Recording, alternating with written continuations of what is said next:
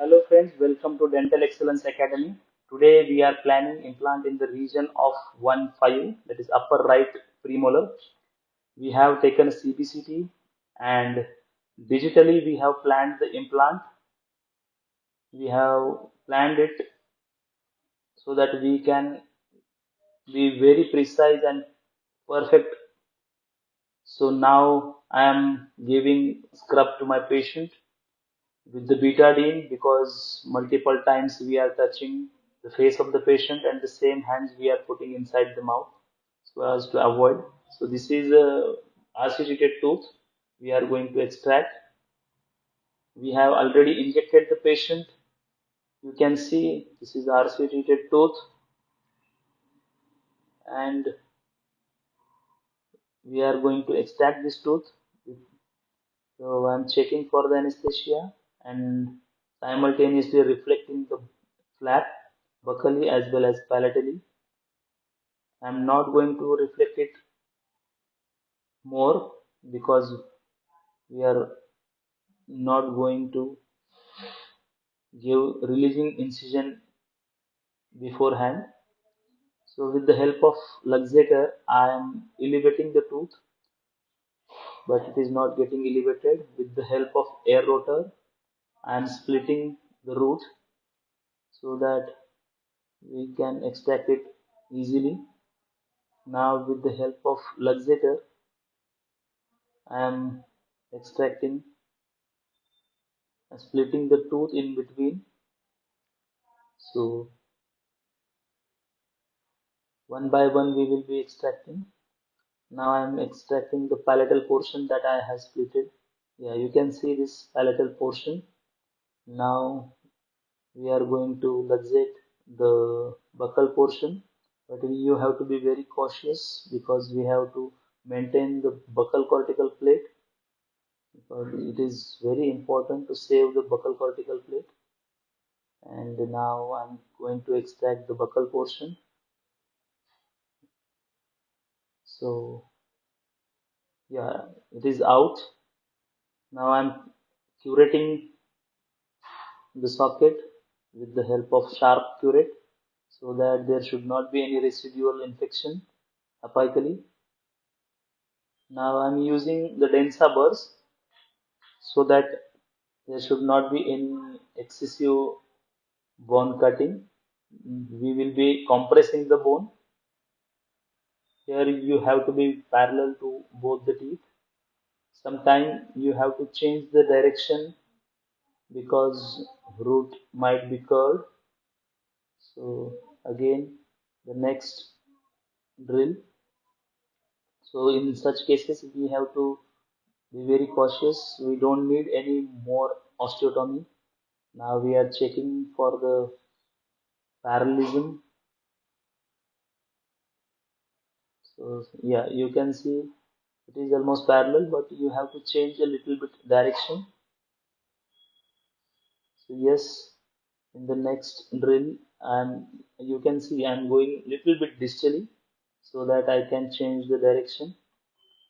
Lengthwise we are okay. Now I'm placing the implant.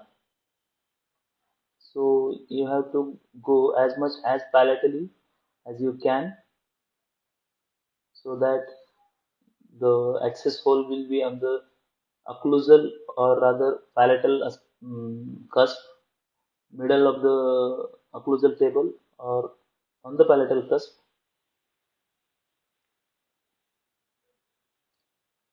Now, yeah, you can see we are almost parallel to both the tooth. See, we have a jumping distance between implant and the buccal cortical plate. So this is the temporary abutment that I am going to convert into a healing abutment. So first we will check whether we are able to go because I am bit subcrestal in this case, almost 2 to 3 millimeters subcrestal. Again, I am checking for the stability of the implant.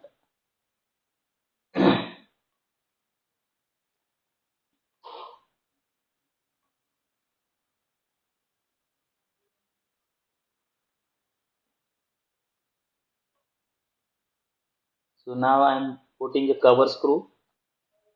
This is just to avoid the bone graft going inside the implant. I'm just slightly, yeah, you can see I have put the cover screw. Now I'm going to use osteograft. It is a type of a xenograft. I'm not going into the detail of bone graft. I will be making separate video on that. So this is the bone graft I usually use. So with the help of bone graft carrier, I am putting the graft in between implant and the buccal cortical plate. Now I am condensing the graft so that there should not be any void. We have to fill the jumping distance between the implant and the buccal cortical plate. If you leave like that, sometime it will heal, but if you put bone graft, it will heal bit faster. So now I'm removing the cover screw and we will be placing this prefabricated healing abutment. So I'm checking for the fit, but I have added the composite adhesive so that we have to trim it. Again I'm trying, but still it is not going. So it has got stuck in between the buccal, the mesial and buccal cortical plate. So I'm trying to remove it, but it is not getting removed. So we have to use a tweezer or a mosquito forceps to remove that.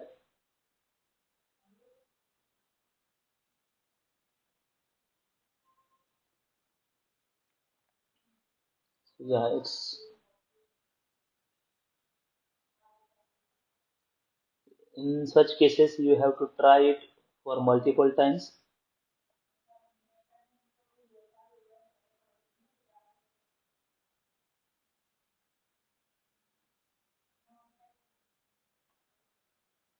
So again it is not going.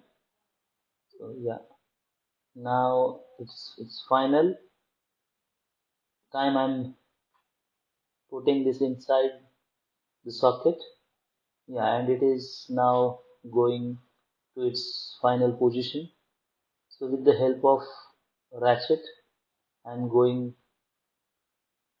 deeper so that I should be in the final position. See, you can see it now, and it is out of occlusion also, so that there should not be any occlusal forces.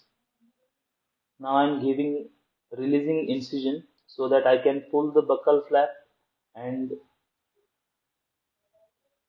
cover the buccal jumping distance so that there should not be any food lodgement, because we have done bone grafting, so it should be covered.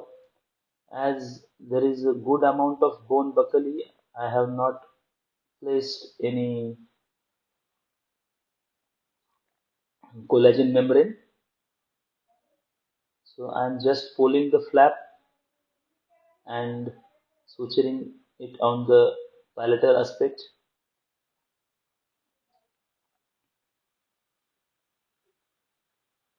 So you can see the buccal bone. It is very good amount of buccal bone we have. So now we are suturing the case.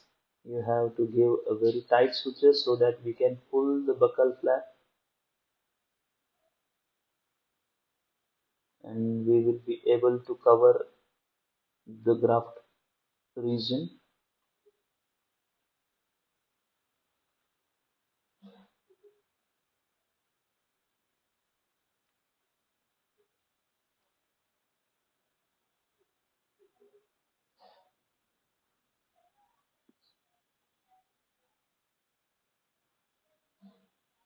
You have to give a very tight suture.